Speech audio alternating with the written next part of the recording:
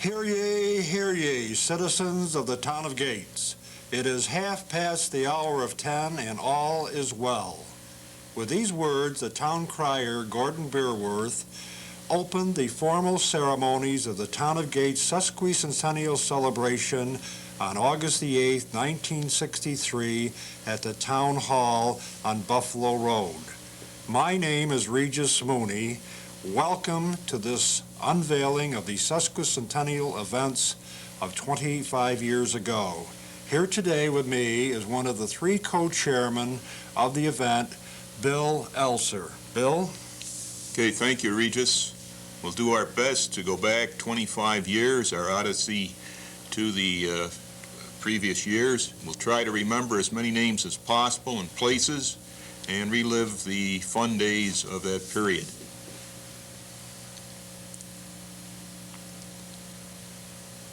This is the crowd that gathered at the opening ceremony at the then Gates Town Hall on Buffalo Road. As you know, we do have a beautiful new edifice that was built since that period of time. Looking at the screen, we see the monument that has been set up for the veterans and those who were lost during the war. Here we're seeing another one of the co-chairmen, Councilman William Forbes. Bill, this is Frank Kuipers, your supervisor. Right, we might mention that Bill Forbes was chairman of the opening day ceremonies. I see we have some pretty young ladies there. Do you have their names, Bill? Yes, we do. Miss Sandra Warner of Gates was the Monroe County Harvest Queen that year. It was very appropriate that a young girl from Gates was the Monroe County Queen. Her alternate is Miss Janice Thomas. At the microphone presently is Nelson Dennis, another one of the town councilmen of that era. Mr. Dennis is making some proclamations and announcements. Here we see the Reverend Father Stagger, assistant pastor at the time at St. Theodore's Parish, and now the pastor of St. Jude's Parish out in the town of Gates. Once again, Councilman Forbes. Bill? And we have our first councilwoman in the history of Gates, Mary Murray. She served, I believe, 2 terms. Mary is certainly costumed for the event of the day. Approaching now is the Gates Chili High School Color Guard, and we're going to have a presentation of the colors from the Dowd Post Color Guard.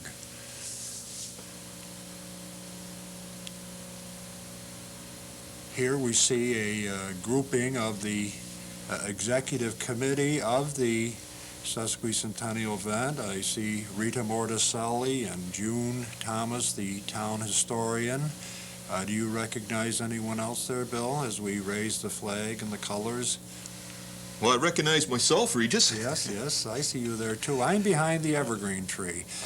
The flags were raised. At this time, the official emblem or flag of the town of Gates was introduced, and this was the first rising on the flag pole. June Thomas, town historian, is making her proclamation and reviewing the events that are forthcoming. Any of the faces out there in the crowd that you recognize, Bill, of the townspeople? Yes, Oscar Haas, who was very active in the school system, was in his early 80s at that time. Now here we're panning the crowd, and I really don't see too many that I recognize. Of course, a lot of youngsters have changed. Yeah. I think a number of people will be introduced. This gentleman is the Reverend Irving Shepherd, pastor of the Church of the Epiphany, who has just given the benediction. Once again, Gordon Beerworth is ringing the bells and making announcements. This is former councilman and one of the co-chairman, Costanzo Caruso. There you are, Bill, 25 years younger and looking mighty trim. I think at that point I was concerned about the bus tour, which immediately followed this event. We went around town for about an hour and 3/4, ended up at the Wishing Well for lunch. Yes, there's the Queen and her alternate. Yes, that's right. Here comes the bus tour.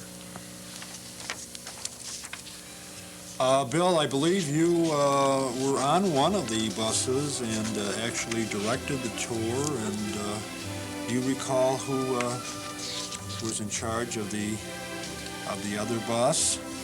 Yes, our town historian, June Thomas. June took the first bus, and I followed along in the second bus. Now, the historical tour lasted quite some time, and I'm reading from an article here that was printed in the newspaper that 75 points of interest were covered along the 25-mile route throughout the township. Do you remember any of the highlights of that tour? Yes, we had a log cabin on Buffalo Road. We stopped there, and several of the ladies from the Daughters of Freedom were dressed in costumes of that particular period. We also hit George's Frog Pond out in Trolley Boulevard. Not Trolley Boulevard, I'm sorry. Out Trable Road.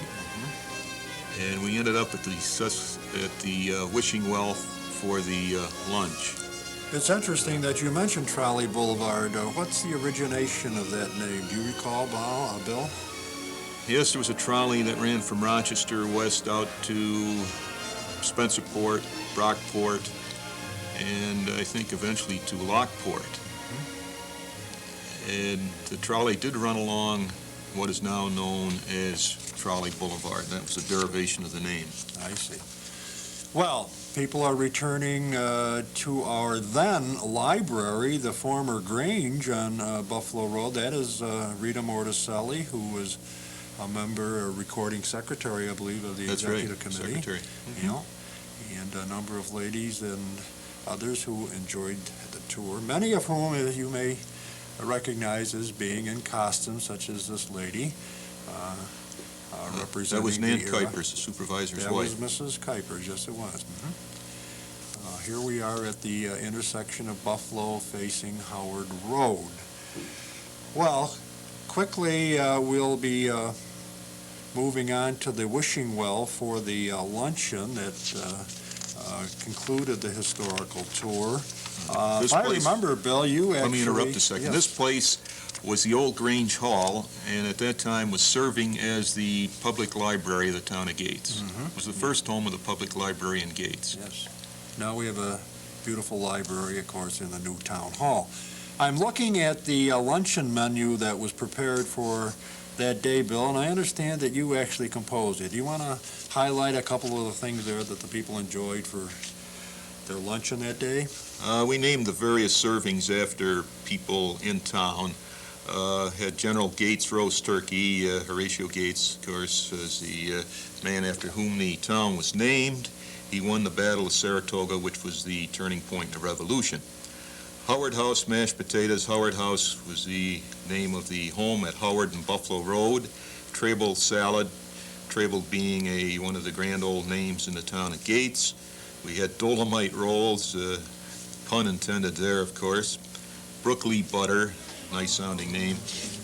And Chesterfield coffee, Chesterfield being one of the pioneers of the town. Well, moving right along, we are now participating in the Youth Street Dance, which was held at the J.M. Fields Plaza and was sponsored by the then Gates Child Eye Lions Club.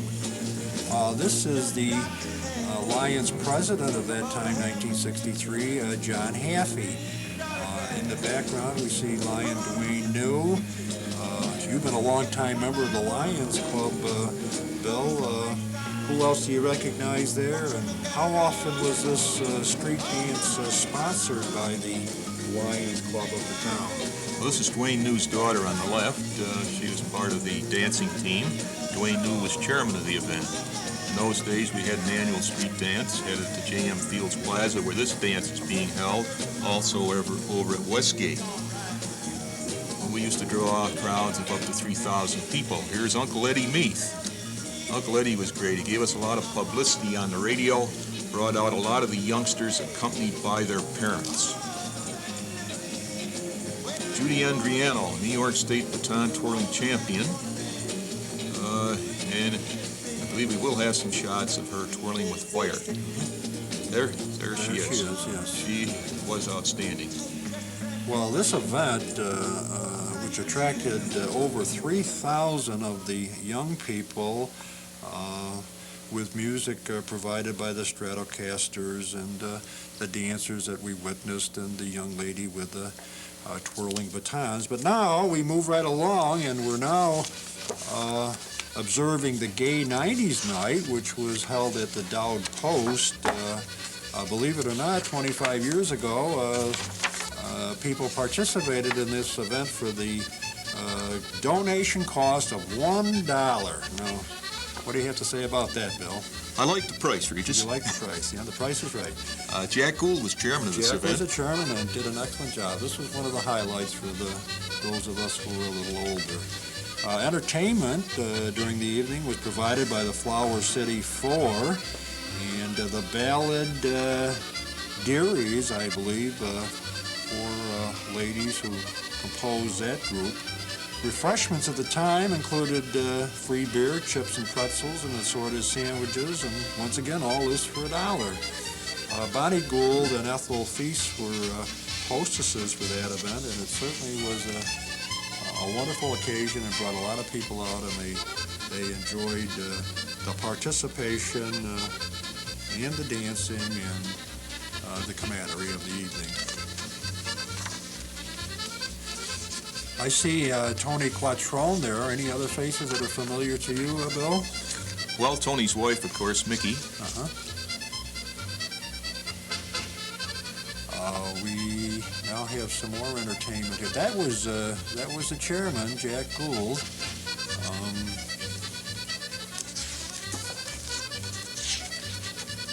These people.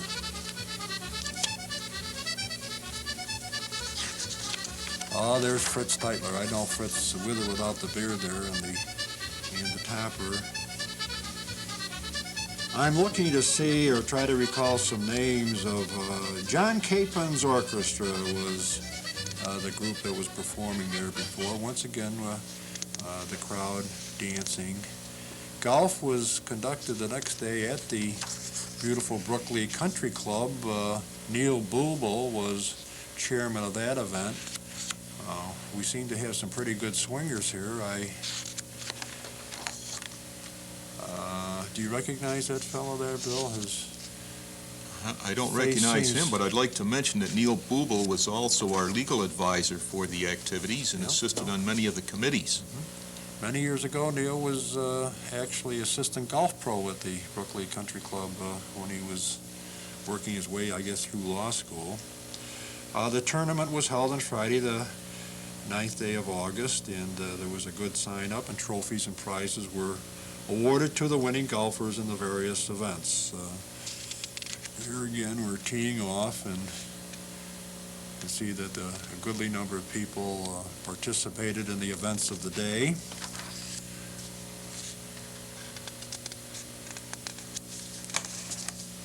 Well, Bill, this is where you came to your fore as an auctioneer over at the Lynn Curry Barn on Buffalo Road.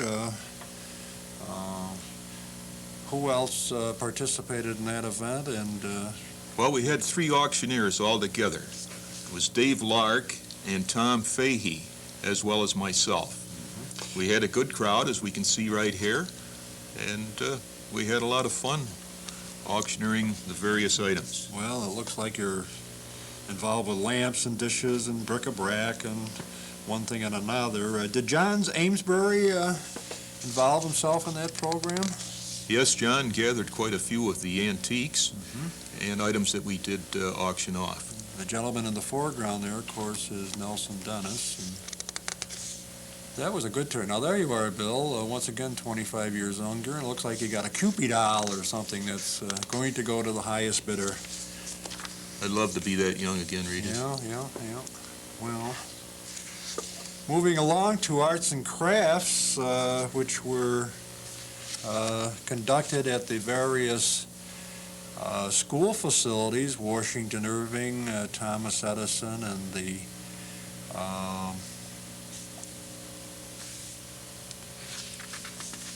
third school. Here we see the young people participating in various field events.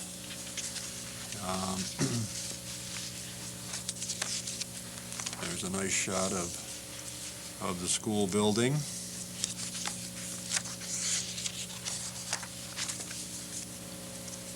We don't seem to have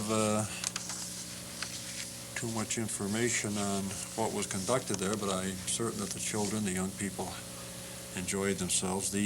Jen Roberts was chairman of this particular event. Ladies looking over the baked foods at that contest, and the winners, of course, were awarded prizes and honorable mentions. We are now into the evening of entertainment, which was conducted at the Gates Chili High School. Master of Ceremonies, the first person we saw there a moment ago was Ira Sapozink, who was the public relations chairman of the Gannett Rochester Times Union. I might mention this lady on the right is Jan Roberts, who, as we can see, was on the committee that evening. Yes. And there's one of your co-chairmen being introduced, along with Nelson Dennis. That's Costanzo Caruso and Nelson Dennis. With Nelson being on the left, yes. Yep. There's Frank Kuipers, the town supervisor, and we're introducing executive committee members. Rita, June Thomas, Bill, our historian. There's Anthony Quattrone and Harrison Kelly. And a brief glimpse of Regis Mooney. Yeah. Regis, why are you so modest? Well, I guess We ought to freeze the frame right there for several seconds so people will know who you are. Costanzo is making presentations here. Now, here's a gentleman that really should be cited, Gordon Cole, who did a yeoman job on the presentation and computation of all that went into the Sesquicentennial history book, From the Wilderness. Yes, he was the designer, and along with his wife, Agnes Cole, they put it together. Agnes did a lot of the writing. It's one of the most attractive Sesqui books I have come across. We're now getting into the young ladies and the fashion part of the program. We have now a presentation of the former Town of Gates Harvest Queens, along with our present recipient and queen, Sandra.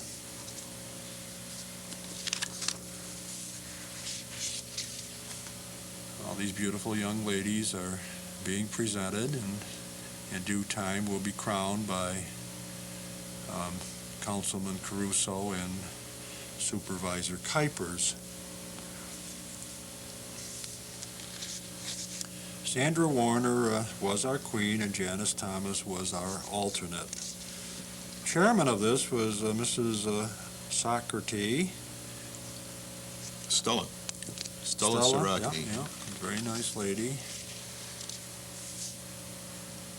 Supervisor Kuipers with the crowning of the queen, together with Councilman Caruso. Our queen is now saying thank you to the crowd gathered at the high school.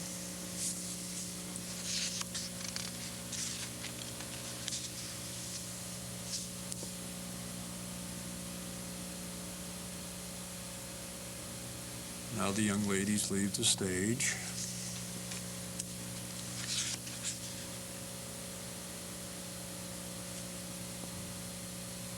The featured guest speaker of the evening, do you recall this, Bill? Yes, Congressman Harold Ostertag, who had been congressman for about 20 years at this time, and this was the year of his retirement. He was succeeded by Barbara Conable, who served for a period of 20 or 22 years and retired about 2-3 years ago. Today being June 3rd, 1988, we should mention. Yes. Okay, we saw Mr. Sapozink and the introduction of Miss Magdalene DeMay of the Mademoiselle shop, and the choral groups gathered in the background. Now, Miss DeMay and those who coordinated the fashion show are presented. I'd like to say a word about Magdalena DeMay. Of course, fashion's were her business. She ran the Mademoiselle shop, as you just mentioned, but she took a very extensive and enthusiastic interest in researching these costumes and obtaining them and working with the various participants in the fashion show.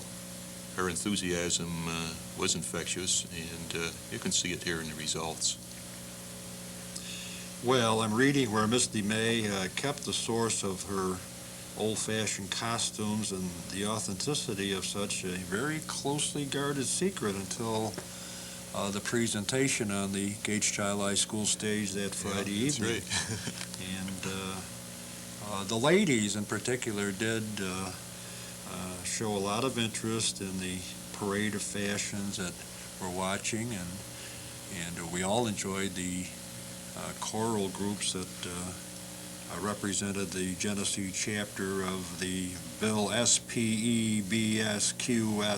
Now, do we know what that barbershop group represents? Well, if you'll try a couple of these letters, I'll try. Society for the Preservation. Barbershop quartets of Singing in America. Singing in America. We doped it out. Very good. If we didn't get it right, we'll hear about it. Yes. Now, I guess we've left some of the older fashions and they're revealing some of the new. Ms. DeMay in her presentation did cover a span of over 100 years. Here we're doing a little picnicking on the Gates Child High School stage. Very attractive young lady. I'm sure these beautiful people are professional models. They certainly have a striking appearance. Aha, we finally saw one of those Keystone Cops that provided a lot of color throughout the entire celebration period of time. Do you remember this young man? Yes, that's Ed Furlan. He was an announcer with WHAM at that time. Ed still on the air broadcasting stock reports and the like. Well, some of the bearded brothers of the bush are being arrested and taken off the stage and probably will face an evening in the stockade. Bob Martz was chairman of the Bearded Brothers. Yes, each of the contestants was given a number for identification. Well, we certainly have some interesting beards here. I see Leo, the gentleman that used to be the proprietor of the Sunset Bowling Alley there. Once again, the ladies are on stage and introductions are being made by Master of Ceremony Sapozink. We're down to I believe, our final contestants here in the awarding of the prizes. One gentleman was the president, I believe, of the Barbers Union, along with Ed Furlong, acted in the capacity of judges.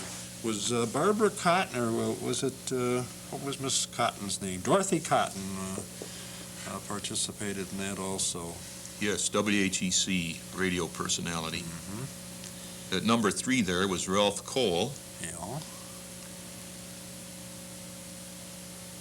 Nelson is making a presentation of a prize to one of the winners. And our Harvest Queen is... Let's mention the winners. Full right. beard contest, Phil McGuire first, Richard Ambo second, Art Fritz came in third. Mm-hmm. Partial beard, Albert Hassenauer first, Barney Kleber Sr. second, and Alex Macaluso came in third. Yeah, under mustache, we had Ray O'Connell, Robert Renahan, and John Amesbury finishing first, second, and third. Well, it was an interesting beard contest. I grew a beard. Nobody seemed to give any prizes for having the reddest beard in town, Bill. That was me. And here come our Keystone Cops. I recognize Walt Sayer there and Anthony Arrico, who actually was one of our town justices of the peace. Aha, an unveiling now. Tony Arrico in the middle, who was on Gates Town Council at that time and later became town judge. I see. Well, we had a wonderful time with the beard shaving. The Little League and the Lassie League program was chaired by Dr. Felix Balanek and Hell Pirates. Yeah. We see our little leaguers here at bat, and in an inter-town game. This was the actual all-star game for the town. Oh, looks like a solid hit and properly fielded. Now we bring into perspective here the Lassie League Gates team that was playing the Lassie League team from Clinton, Massachusetts. This was arranged, the invitation was extended and accepted, and the two young ladies' teams played, I believe, a doubleheader. And we'll see a little more of them later as they are in our parade. The art exhibit, Bill? Yes, that was chaired by Jack Walsky and Mrs. Robert DeSalvio. And this display was at the Westgate Plaza and was enjoyed by many. Westgate merchants and the plaza itself provided sort of a town headquarters or meeting place and gathering place for a goodly number of events that transpired, Bill, during the Sesquicentennial period of time. And, Yes, I remember the booth that you set up over there, Regis, with the Sesquicentennial souvenir items. Yeah, the that T-shirts, the wooden nickels, the bow ties, maps of the old days. Yeah, and the bonnets for the ladies, and we had those parchment certificates showing gates emerging from the old Northampton town. Do you remember on that town bill or a town map that the town of Gates in 1813 pinpointed a little dot which was identified and known as Rochesterville? I wonder whatever happened to that. Well, we'll have to ask Dom White for the answer to that one, because Dom knows be, more about Gates history than anyone. Yes, and he will be conducting a bus tour, the double-decker bus tour for the 175th anniversary, which we'll be celebrating in June of 1988. About 4 weeks, yes. Yeah, we saw Mr. Smith there, Red Smith, making some early announcements, prefacing the parade, which is led by the County of Monroe Sheriff's Department, Mounted Patrol. Bill, I understand you were in this parade, and actually, in due time, the car overheated and broke down. And I was afraid you might mention that, Regis. Yeah, Yeah, I had a borrowed car, and it overheated. And I had Rita Morticelli, our Sesqui secretary, along. Both of us had to abandon ship. I see. Well, We climbed aboard another car and made it. This parade was magnificent. It certainly was the highlight of the entire celebration. It was on Saturday, August the 10th, and Lynn Curry was the parade marshal, and as I mentioned before, Fred Smith, or Red Smith, was the master of ceremonies. We have a goodly number of beautiful antique cars leading. I don't know if this one is under motor or being pushed, Bill, but looks like it's getting a little assist. Any of these faces that you recognize as the parade proceeds? This is the American Legion Color Guard representing the Dow Post. We have a goodly number of drum and bugle corps and bands and color guards, and it really was spectacular. It was the largest parade that Gates has ever seen. It took about 2.5 hours to pass the reviewing stand.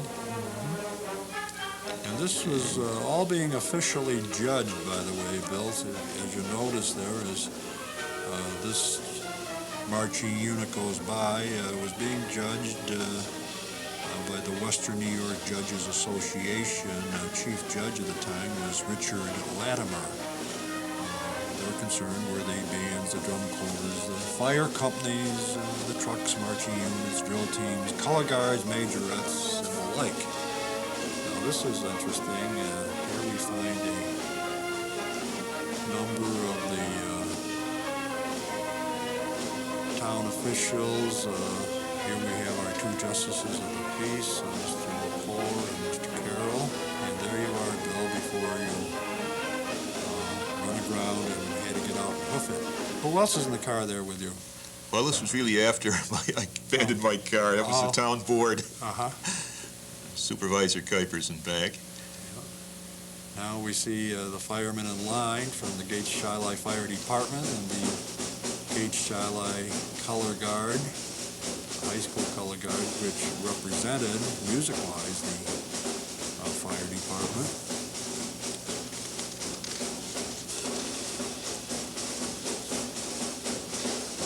Drum and Bugle Corps, I believe that was the Crusaders. Very snappy, precise unit. Our firefighters in line.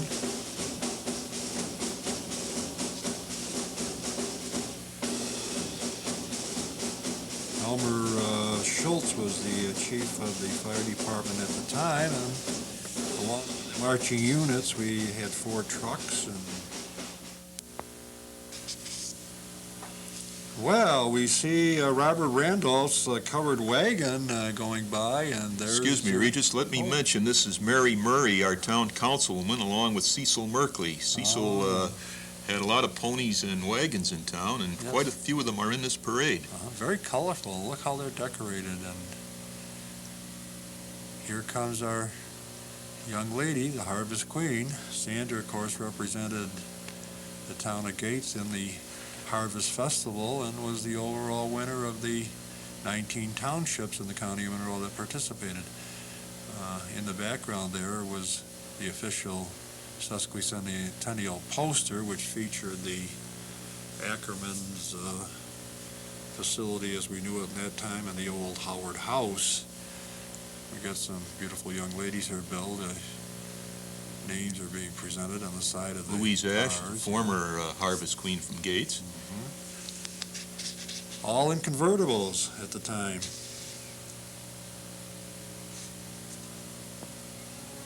Oh, this is one of the highlights, a band on a cornet band on the wagon, and here come some of those rowdies, the brothers of the bearded beer bush, 1813, 1963. Throughout the town, there were a goodly number of groups that formed their own names as they had these bearded groups or clubs. One of the Keystone Cops on a bicycle. Now, believe it or not, Bill, that's me there as one of the Keystone Cops, and that's myself again, handing out some suspinis. And one of the interesting floats was the Kangaroo Court in session. How we treated some of these people that just didn't... Well, here's the Lions Club. Hey, the Gates-Shiloh Lions Club, yeah. See Frank Fogel there. Yeah, and the gentleman that became the town supervisor, Ev Russell. Mr. Russell, and the beautiful Lions float. Of course, Ev wasn't supervisor at that time. No, He did succeed Frank Kuipers. Boy, that was quite an undertaking there. There's Ben Berner and John Haffey in the back of that convertible. These are the Ranchettes, I believe, and their color guard and marching band. Being judged as noted, one of the nice floats that were put together by the Gates Recreation Commission, showing the many involvements and participation of the commission in the town. The United States Navy with its carrier. This was sponsored by the Navy Recruiting Office in town. These gentlemen visited our parade, but actually were Keystone Cops from the town of Mendon, Honeoye Falls, who in a coinciding way were celebrating their sesquicentennial. This looks like the fife and drum corps from Elmira. Elmira.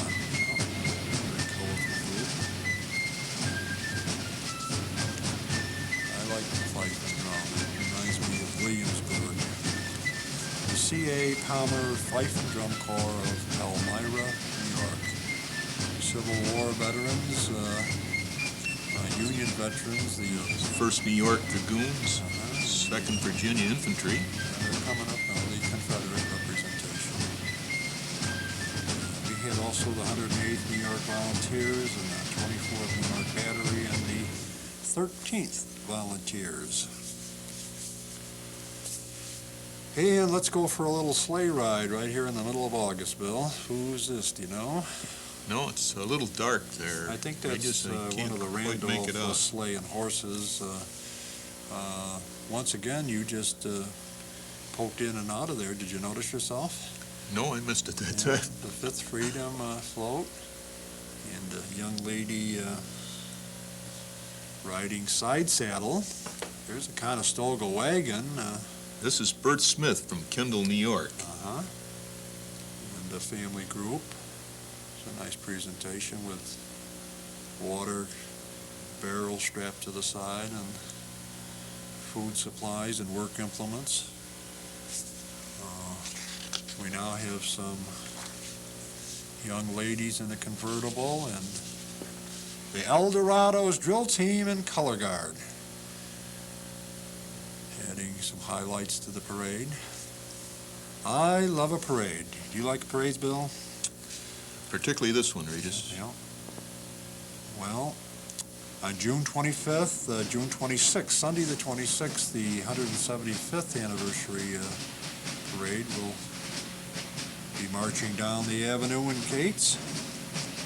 I think this is the Crystal Raider Junior Drum Corps from Corning, New York. We welcome them. Beautiful float, Prince of Peace.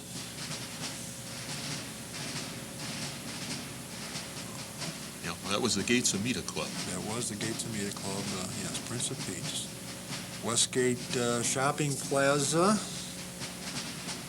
and their float.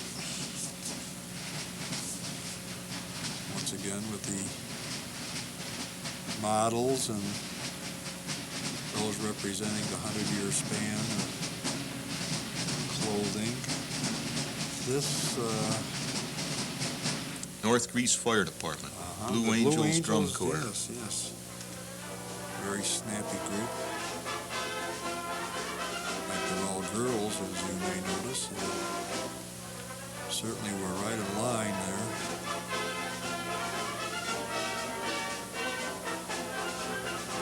Back to the reviewing stand with our queens and Fred Smith, the Master of Ceremonies.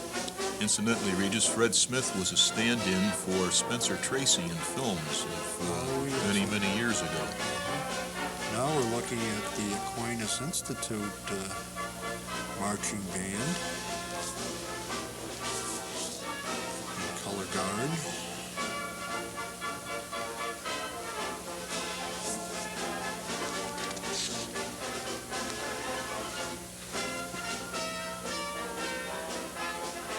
Now we see the young lassie ladies from Gates and from Clinton, Massachusetts, those who played the doubleheader the day before. The young ladies from Massachusetts were not only invited, but were housed here in Gates by the young ladies that competed against them in the softball games. They're all here. And once again, these goodly number of convertibles, Bill, which we don't see that many of now.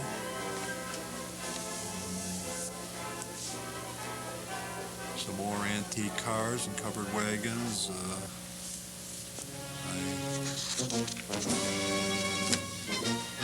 I think we have the Gray Knights, Lancers, which historically were statewide and national participants in Drum and Bugle Corps competition.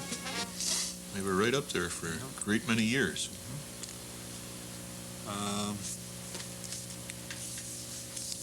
The old steam tractor gentleman who was the president of the New York Steam Association, you remember his name? That was Wallace Wood, and he hailed from Canandaigua, New York. Yeah.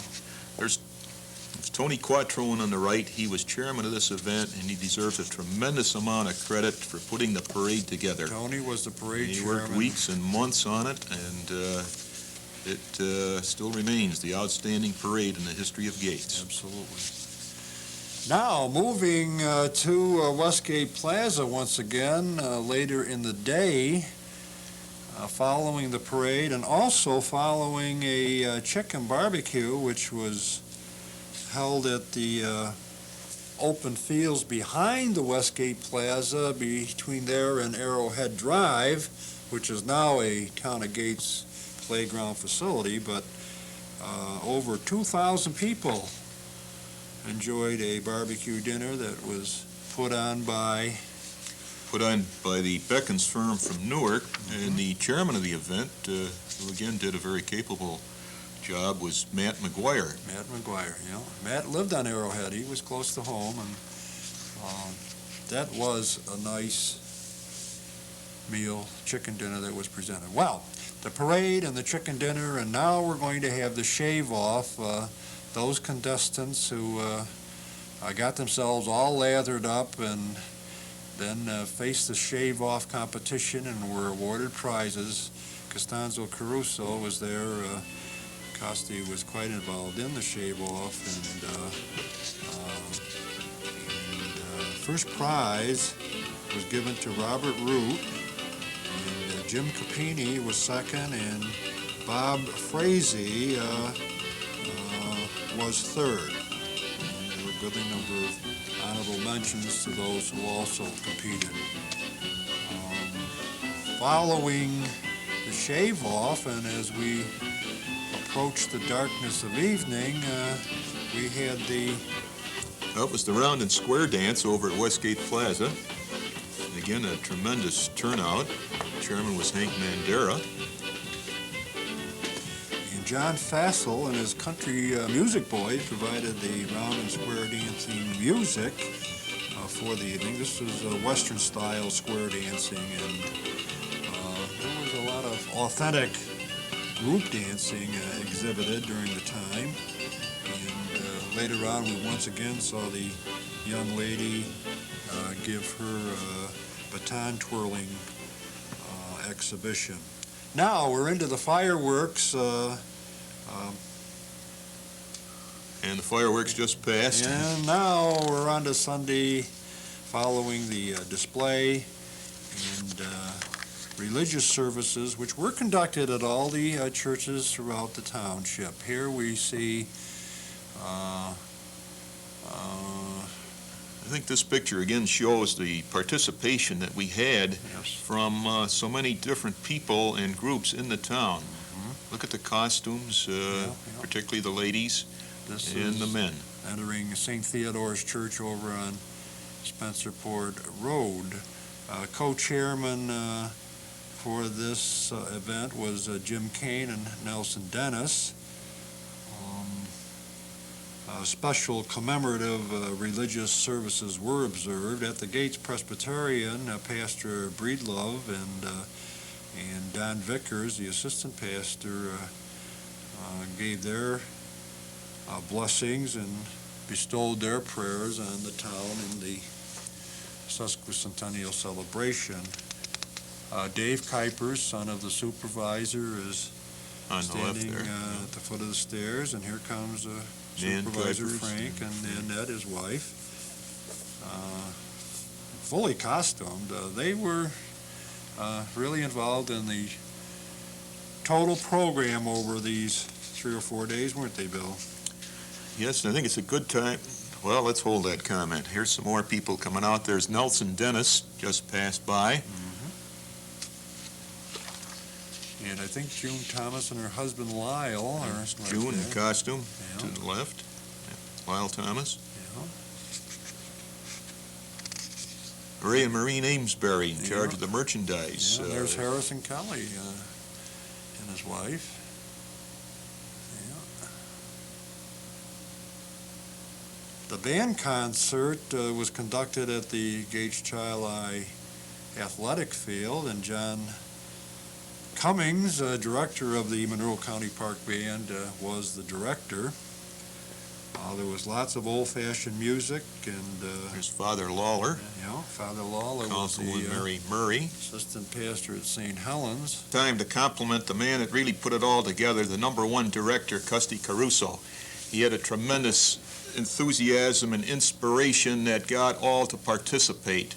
A tremendous manager. He really followed through on thousands of details, and we owe this success of this occasion more to Custy Caruso than any other person who worked on it. We applaud him very highly. Bill, I'd like to think that this film presentation would be a dedication to Custy and his involvement, and I second and salute your compliments to him and to the entire committee.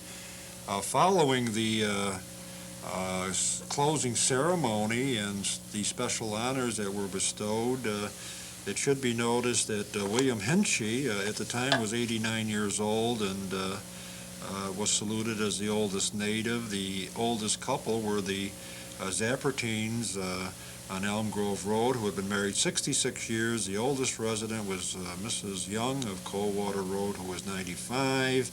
And those who represented